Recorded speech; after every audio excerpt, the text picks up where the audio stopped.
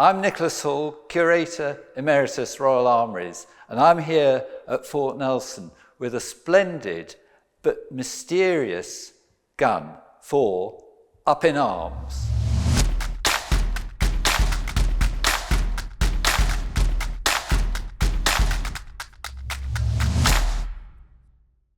This very ornate gun is sometimes known as the Jew's harp gun because it has a very rare depiction of a Jew's harp towards the breech end. It also has a coat of arms on it. And both of these were mysterious and we didn't know what they really signified. But recent research has shown that the gun was made for Philip Desch in Metz. It wasn't necessarily made in Metz. It's dated 1535, so we know when it was made. And the arms, the coat of arms didn't actually serve to identify the gun. We can identify the gun by the fact we know it was made for Philip Desch. And we know that because it's been discovered that he used, as well as his coat of arms, he used the Jew's harp as a personal symbol. He used it on his documents, he used it on this gun, and he also used it on parts of the fortifications of the city of Metz that he was responsible for. He was also responsible for the city's artillery, and it was a wealthy family, and he was one of the leading members of the government of Metz. And I say the government of Metz because it was a more or less independent city, a little bit like some of the Italian city-states. Metz was nominally in the Holy Roman Empire, but it was on the borders of France and Germany. So it was semi-independent. And after this gun was made, Metz became part of France. And I think that's probably when the gun left Metz. I think the French took it from Metz in the 1550s. It went to their museum in Paris, and then from Paris, the British under Wellington, after the defeat of Napoleon, brought it to London, and it went to the Royal Artillery Museum, and then later on transferred to the Tower of London. Its decoration is very splendid and very fascinating because this period in Northern Europe, in the first half of the 16th century, so 1540s and so on, it's a mixture, the styles were a mixture of late Gothic and Renaissance decoration. It's blended together in a very magnificent whole, but it has these discrete areas of decoration, very classical up the barrel, and then we've got rather medieval wyverns, which are a mythical beast representing war, sometimes strength. They're like a dragon, but with only two legs. We have the coat of arms, we have the Jew's harp, and at the breech end, what's called the cascable, is a mermaid, perhaps representing the pleasures and temptations of the flesh.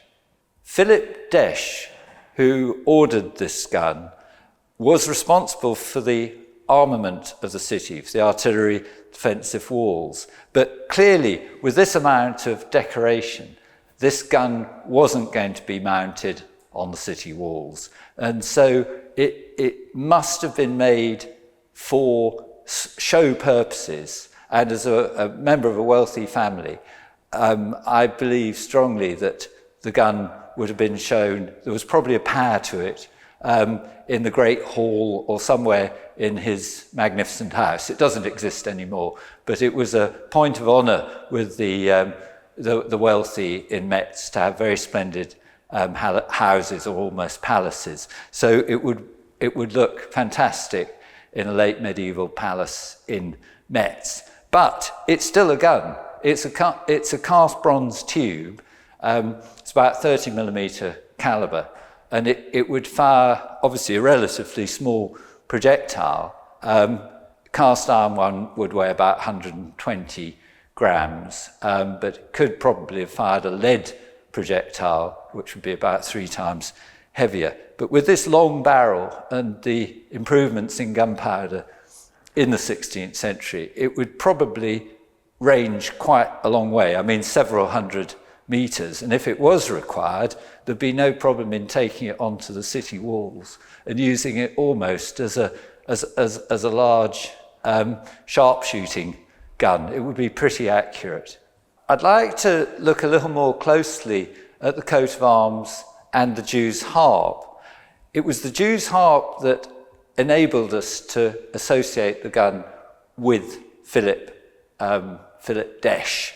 And so that seemed fairly straightforward once we found the documents where he uses the Jew's harp as a badge. It's not a coat of arms, that's the badge. And a few other instances of the Jew's harp being used as personal badges do exist, but this is probably the most notable.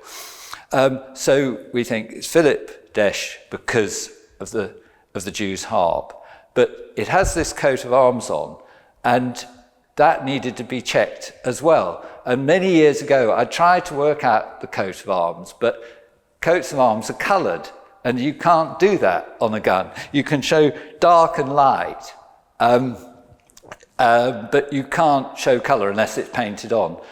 And it's called barrier 10 jewels in heraldic language, jewels and ermine.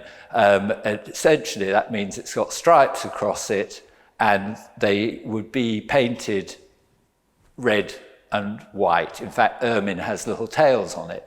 Now, I didn't spot that when I was looking at it years ago, and I had another check.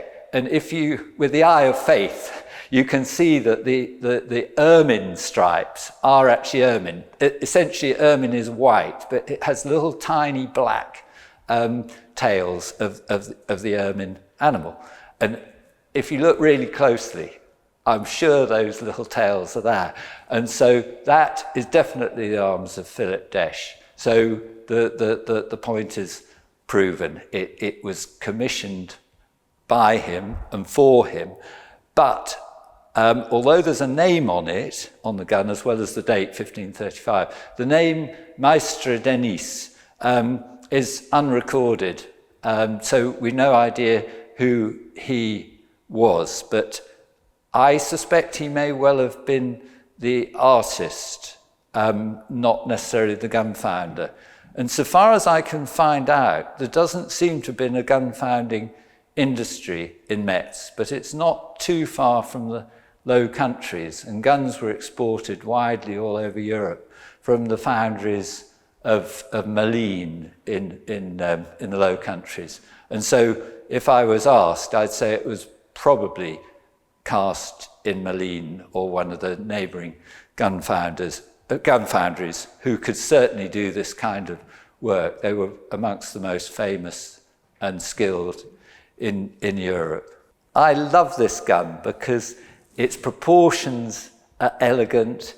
It's got this wonderful decoration that doesn't detract from the overall proportions. It's got this combination, most beautifully done, of late Gothic detail, like the great cathedrals of Northern Europe, with the latest Renaissance Italianate ornament on it. It's got mythical beasts, it's got a mermaid, it's got the coat of arms. And if you were one of the wealthiest people of the time, as Philippe Desh was, you couldn't buy a Lamborghini, but you could commission a gun founder and an artist to create this individual work of art for yourself, and you could walk past it in your grand house every day.